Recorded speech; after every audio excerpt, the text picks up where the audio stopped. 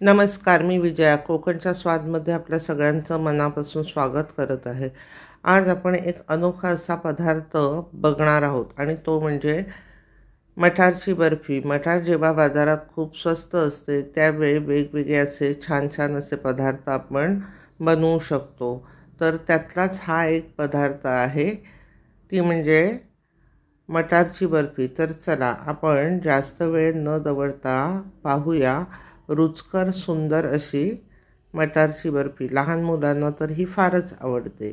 तर आपण काय करूया, मी पाव किलो मटार घेतलेली आहे. ही पाव किलो मटार आहे आणि ती आपण एका मिक्सरच्या भांड्यात टाकायची आणि ती मिक्सर चालू बंद अशा प्रकारे करून वाटून घ्यायची. ही पहा, अशा प्रकारची मी वाटून घेतली. अगदीच पातळ नाही करायची, अशी साधारण सरभरीत राहते ही. आणि त्याच्यात अजिबात पाणी नाही टाकायचं.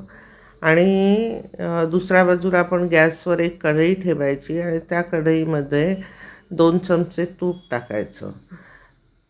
आता ह्या तूप टाकल्यानंतर आपण जी मटार मिक्सरला लावलेली आहे ती सगळी टाकून घ्यायची. ती टाकल्यानंतर आपण मीडियम गॅसवर ती छानपैकी परतायची. परताना मात्र थोडेसे पेशन्स हवे असतात, कारण ती व्यवस्थित सगळीकडनं भाजली गेली पाहिजे, त्याचं पूर्ण कच्चेपणा निघून गेला पाहिजे. आता मी परततेच आहे. तोपर्यंत तुम्ही जर माझ्या चॅनलवर नवीन असाल तर माझ्या चॅनलला सबस्क्राईब करा, लाईक करा, शेअर करा, जेणेकरून माझ्या नवनवीन रेसिपी तुमच्यापर्यंत पोचण्यासाठी बेल आयकॉनची घंटी दाबा.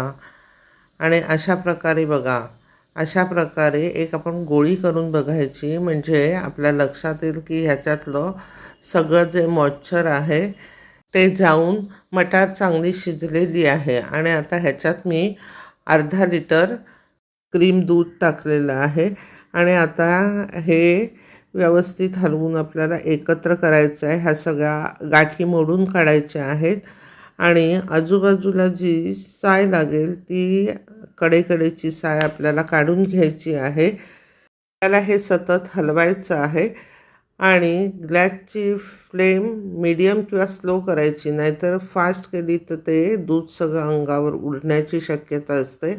हे पहा, अशा कढा काढून घ्यायच्या आणि हळूहळू घट्ट होतो. त्यानंतर आपल्याला साखर टाकायची. मी अर्धी वाटी आणखीन वरती एखादा चमचा साखर टाकलेली आहे. अर्धी वाटी ठीक आहे. तुम्ही जास्त गोड खाणारे असाल तर जास्त साखर टाकली तरी चालेल.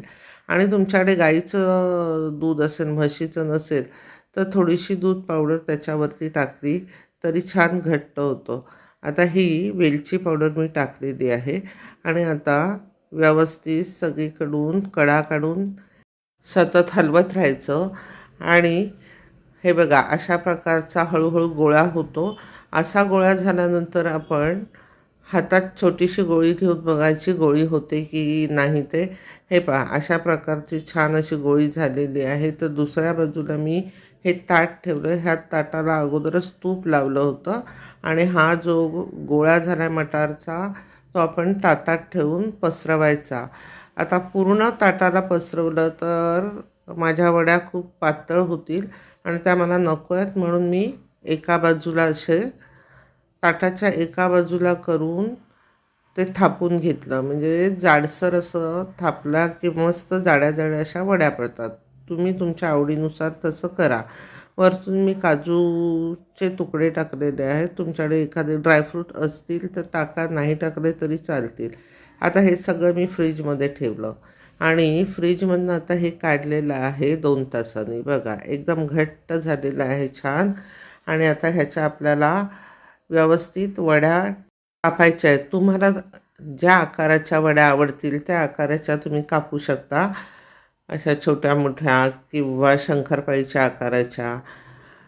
पण तुम्ही ही रेसिपी एकदा नक्की करून पहा आणि कशी झाली हे मला सांगा. हे पहा, अशा प्रकारची वडी पडलेली आहे.